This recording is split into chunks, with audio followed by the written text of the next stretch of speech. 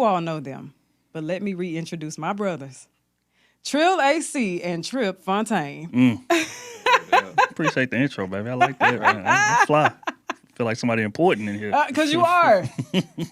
So y'all know we have been in a space of talking relationships, dating, healing, marriages.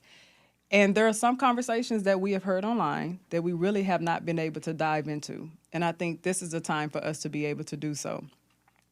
So, of course, we like to talk wives quite a bit. We like to talk wives. And the word says, he who findeth the wife findeth the good thing. I think that a lot of times we are not truly, I don't want to say taught, but I guess we can say that, as women, not really taught how to actually prepare ourselves to be wives for the man who actually comes to find us. And I think that we need to start highlighting the qualities, the character, the attributes, and all of those things that will make a man say, you know what?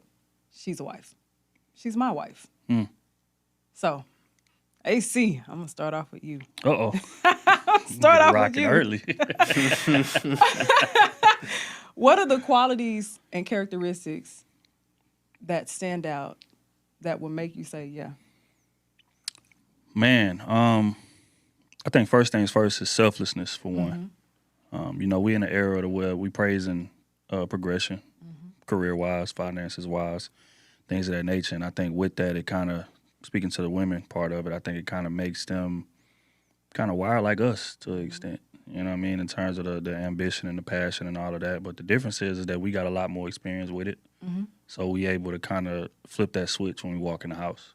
Yeah. I think a lot of women struggle with that, to where they might be successful as hell and calling shots and directing you here, directing you there on their job, and a lot of them walk in the house and do the same thing.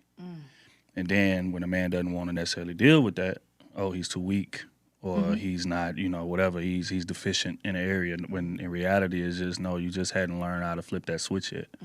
What a lot of them don't realize is that, man, we got to do the same thing. When we outside chasing whatever it is we chasing, Trip can speak to that. We got businesses and making money and traveling all around the world, and we calling shots, and we got employees and all of that, right? But when we walk in the house with our woman, we can't talk to you like we talk to the employee. Right. We can't talk to you like we talk in the corporate room, or even if we eat outside, making his money in a way that may not be admirable. We can't speak to you in the way that we talk to dudes outside on the block. You see what I'm saying? It got to be a switch. And we've had to do that. So I think a lot of women struggle with that, and that kind of messes the relationship up before it even starts, if we're going to be honest. So I think that's my main one. I got a couple more, but just selflessness, I think right out the gate, if we can master that, then we can fix everything else. How would that be modeled? If you saw, and I know you're married, but I'm just saying, for anybody else, what behaviors, what situations or anything would model that selflessness? I think like being able to take a back seat sometimes. A lot of women come into relationships entitled. We say it all the time. A lot of women are taught what to expect from a man, but not necessarily how to take care of said man. Right. And to do that, like I said, going back to the selflessness piece, you got to be open to accepting what it is that he wants and what he values, not what you wished he wanted and what you wished he valued or what you value. And then villainize him for not valuing the same thing. You see what I'm saying? So I think like that's how it's modeled, man. It all boils down to, like I said, selflessness, and then understanding the fact that, hey, I can take a back seat sometime, and that doesn't make me weak. Like submission is delegation. Yeah. It's a choice. You know what I'm saying? But a lot of people see submission as, oh, I'm weak. Or he wants me to be docile, or he wants me to be just in a corner somewhere. No, you can still be as ambitious as you want to be.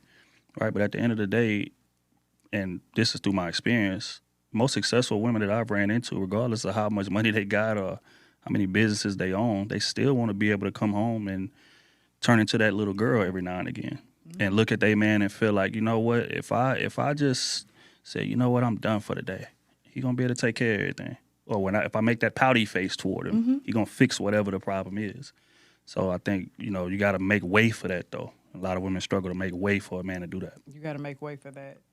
So can we agree that it's really the attitude that a woman comes in with?